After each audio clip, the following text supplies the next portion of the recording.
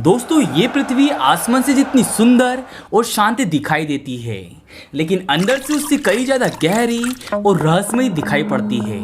इस बात पर किसी को आश्चर्य नहीं होगा कि आज की इस तारीख में हमारी पृथ्वी 780 करोड़ लोगों से आबाद है, और इस बात का अंदाजा लगाना भी मुश्किल है कि इस धरती पर कितने जीव पल रहे हैं। आप जब भी अपने आसपास देखते हो तो आपको इंसानों से भरा दृश्य दिखाई पड़ता है, लेकिन इस धरती पर ऐसी जगह भी मौजूद है जहां कई सालों से इंसान भटका तक नहीं। सीरियसली, इन जगहों पर इंसान भटकता तक नहीं, और इन जगहों को अबैंडन्ड प्लेसेस के नाम से जाना जाता है।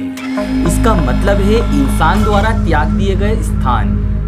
दोस्तों, आज इस वीडियो में हम बात करेंगे दुनिया की टॉप 5 अबैंडन्ड प्लेसेस के बारे में, जो कई सालों से आज तक वीरान पड़ी है। Number 1, Oradour sur Glenn.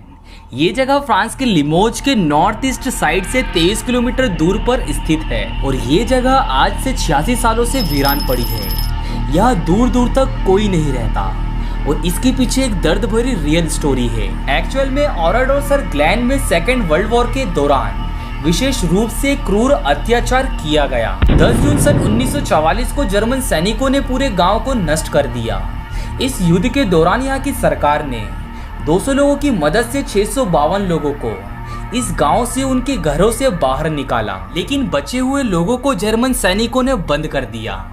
पुरुषों को अनाज रखने वाले खलियानों में कैद कर दिया, और महिलाएं और बच्चों को चर्च में बंद कर दिया। और इसी दौरान डायनामाइट विस्फोट की घोषणा की गई। जर्मन सैनिकों ने कुछ ही पल में डायनामाइट और आग लगाने वाले उपकरणों से पूरे गांव में आग लगा दी। जिसने इस आग से बचने की कोशिश की उसे ग्रेनेड से या मशीन गन से मार दिया गया, और इस हादसे में मरने वालों की संख्या 642 थी, जिसमें 245 महिलाएं, 207 बच्चे और 190 पुरुष मौजूद थे। इन सभी लोगों को मारने के बाद इन सभी सैनिकों ने घरों से चोरी की और सामान लूट के चले गए। 642 लोगों की मौत के साथ उन सैनिकों को वहां जो भी मिला वो साथ ले गए, और इतिहास में एक वीरान गांव को छोड़ गए। और दोस्तों, ये गांव आज भी वीरान पड़ा हुआ है, और यहाँ कोई भटकता तक नहीं। और ये एक स्टोरी या इंसिडेंट नहीं था, ये एक मैसेकर था। नंबर 2, हाउ टाउ वान। ये जगह चाइना के शंघाई आइलैंड में स्थित है, और ये दुनिया का सबसे ग्रीनेस्ट विलेज है। ये गांव शंघाई सिटी से 40 मील दूर पर स्थित है। एक जमाना था जब ये वीरान गांव एक हंसता खेलता गांव था, जिसमें 2000 से ज्यादा मछुआरे अपने परिवार के साथ रहते थे। जब सन 1990 के दशक में छोटी खाड़ी की मछलियां इन मछुआरों की और इनके परिवारों की जरूरत को पूरा करने में असमर्थ हो गई, तो यहाँ के मछुआरों ने और यहाँ के सभी निवासियों ने इस जगह को छोड़ना जरूरी समझा। वास्तव में यहाँ पर अधिक भूखमरी होने के कारण यहाँ के लोगों ने धीरे धीरे अपने घर हमेशा के लिए छोड़ दिए, और पिछले 2 दशकों से यहाँ सिर्फ पेड़ पौधों का ही राज है। हो सकता है ये नजारा आपके मन को मोह ले, लेकिन यही नजारा रात को दुनिया का सबसे भयानक नजारा दिखाई पड़ता है।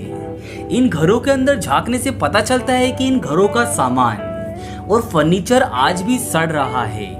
यहाँ दिन के उजाले में टूरिस्ट शान से घूमने के लिए आते हैं, लेकिन रात होते ही यहाँ कोई भटकने की हिम्मत तक नहीं करता। जहाँ देखो वहाँ एक खाली मकान की फूटी हुई खिड़की से पत्तों से ढकी एक इमारत दिखाई देती है।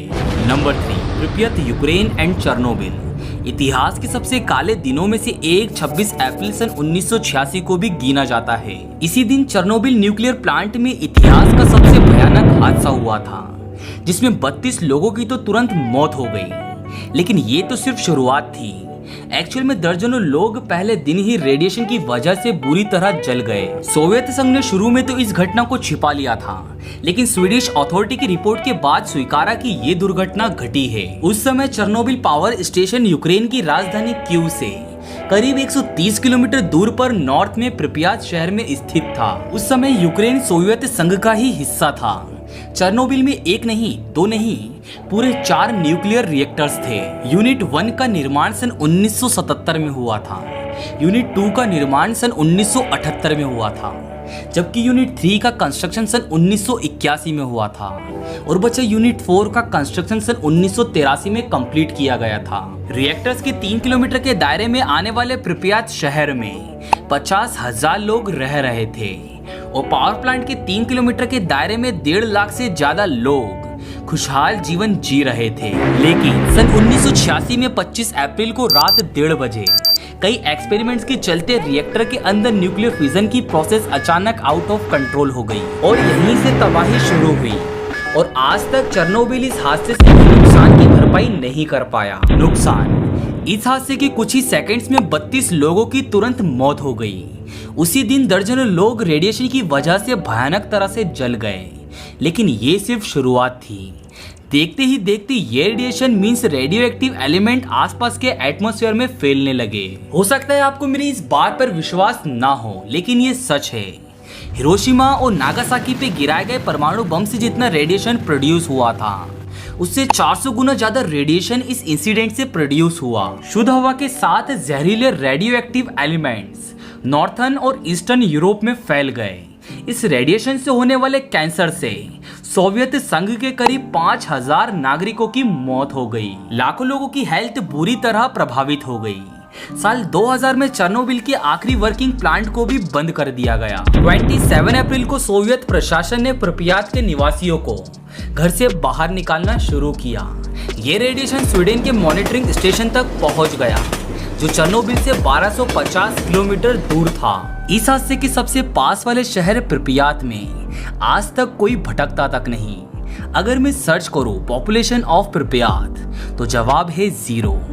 इस हादसे से पहले यहाँ 50,000 से ज्यादा लोग रहते थे, लेकिन आज ये शहर वीरान पड़ा है।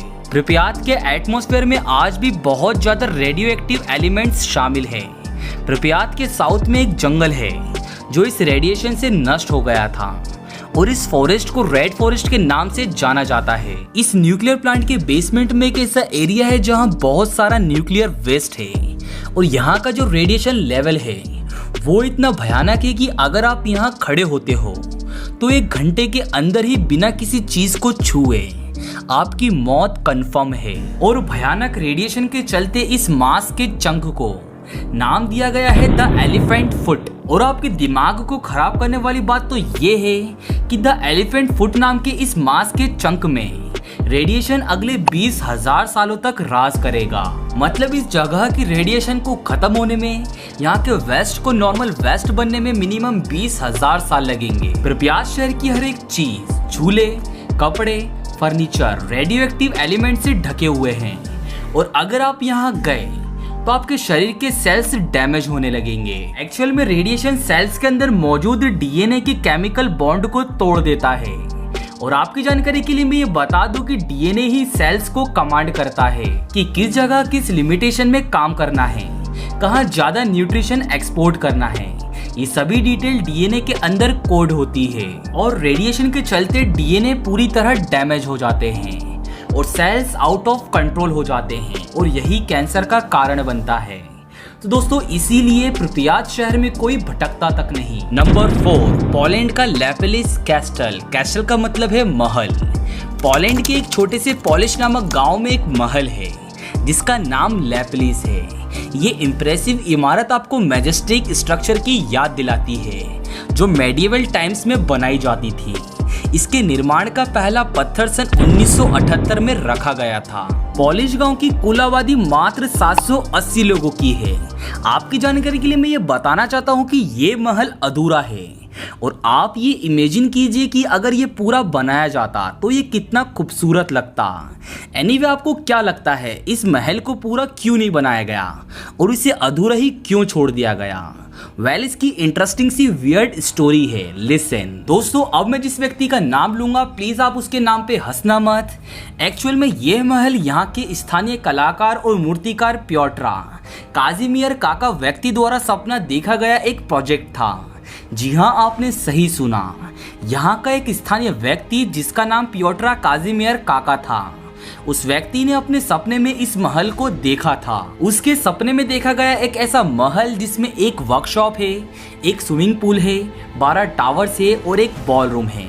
सपने में देखा गया ये महल उसके मन को इतना भा गया कि वो इसे बनाने चल पड़ा। सन 1979 में काजिमिर काका महल बनाने के लिए 1800 फीट की जगह और महल बनाने की अनुमति लेने में कामयाब रहे और ये जगह पास की झील से दिखाई देती थी। और फिर सपनों में देखे गए इस महल का निर्माण वास्तव में शुरू हुआ, लेकिन उस व्यक्ति की कल्पना मात्र 1800 स्क्वायर फीट के एरिया में बनकर तैयार नहीं हो सकती थी। जो महल उसने सपने में देखा था उसे बनाने के लिए कम से कम 53,800 स्क्वायर फीट की जगह की जरूरत थी, मगर उस व्यक्ति ने पैसे का मुंह ना देखते हुए बड़े पैमाने पर अपने सपने स्वरूप महल का निर्माण शुरू करने की अनुमति दी, जिसमें 52 रूम्स, 365 विंडोज, एक पूल और एक बड़ा सा बॉल रूम शामिल था। लेकिन जब काजिमिर काका को इस बात का एहसास हुआ कि उनके पास इस प्रोजेक्ट को कंप्लीट करने के लिए पर्याप्त पैसा नहीं है, तो उन्होंने इस प्रोजेक्ट को बर्बाद कर दिया।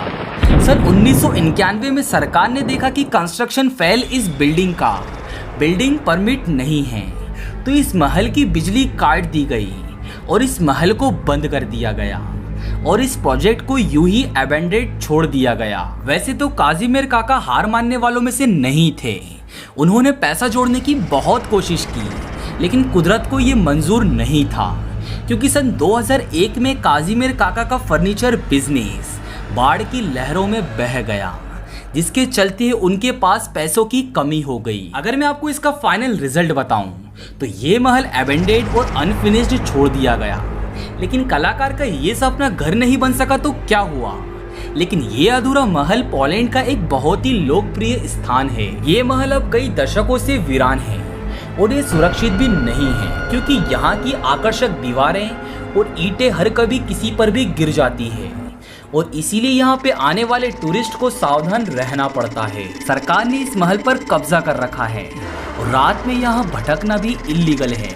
रिपोर्ट्स की माने तो इस काजिमिर काका व्यक्ति ने 1800 फीट की लीगल जगह पर 50,000 स्क्वायर फीट का निर्माण शुरू किया और इसीलिए सरकार ने इस निर्माण को रोक दिया। फाइनली ये जगह एक अबैंडन्ड प्लेस कहलाती है और टूरिस्ट के अलावा यहाँ कोई नहीं आता। नंबर 5, अल मदाम यूनाइटेड अरब एमिरेट्स। अल मदाम के इस रेगिस्तान में एक छोटा सा गांव बह गया है, जिसे अब घोस्ट विलेज के नाम से जाना जाता है। ये घोस्ट विलेज रंगीन रंगों के घर, एक छोटी सी मस्जिद और लंबे से सुनसान रेगिस्तान से घिरा हुआ है। देखने पर ऐसा लगता है जैसे इस गांव को इस रेगिस्तान ने अपने कब्जे में ले रखा है, लेकिन यहाँ का इतिहास कुछ और बताता है। यहाँ के घरों को अपने कब्जे में लेने वाला ये रेगिस्तान नहीं, कोई और है। इस गांव के छोटे छोटे घरों में जंग लगे लोहे के गेट हैं और अंदर रंगीन नीले और हरे रंग के कमरे हैं, जो सिरेमिक टाइल और वॉलपेपर से सजाए गए हैं। यहाँ का हर एक कमरा रेत के ढेर से भरा हुआ है और हर जगह बिच्छू के पैरों के निशान दिखाई पड़ते हैं। लेकिन सवाल ये है कि यहाँ के लोग कहाँ गए और ऐसा क्या हुआ जो ये गांव घोस्ट विलेज के नाम से दुनिया भर में मशहूर हो गया। लिसन, ये गांव सन 1970 में बनाया गया था और यहाँ कुतबी जनजाति के लोग रहा करते थे और इस गांव में चहल पहल थी। लेकिन कुछ ही समय के बाद यहाँ के लोगों को जिन दिखाई देने लगे, जिन्होंने यहाँ के गांव वालों को इस गांव को छोड़ने पर मजबूर कर दिया। और आज भी अगर कोई यहाँ जाता है तो उसे ये गांव अजीब, साइलेंट और हॉन्टेड लगता है और ये गांव भी अबैंडन्ड प्लेसेस की कैटेगरी में गिना जाता है और यहाँ दूर दूर तक कोई नहीं रहता। दोस्तों, यही थी टॉप 5 अबैंडन्ड प्लेसेस जहाँ कोई भटकता तक नहीं। वैसे मेरे पास ऐसी 50 जगह की लिस्ट है जहाँ कोई भूल कर भी नहीं जाता। अगर आप इस वीडियो पे 50 लाइक कर दोगे तो मैं इस वीडियो का सेकंड पार्ट लेके आऊँगा। तो इस वीडियो को लाइक और इस वीडियो को शेयर करना मत भूलना और ऐसे ही अमेजिंग और हॉरिफिक प्लेसेस के बारे में जानने के लिए चैनल को सब्सक्राइब करना मत भूलना और पास में बने बेल आइकन को दबा देना।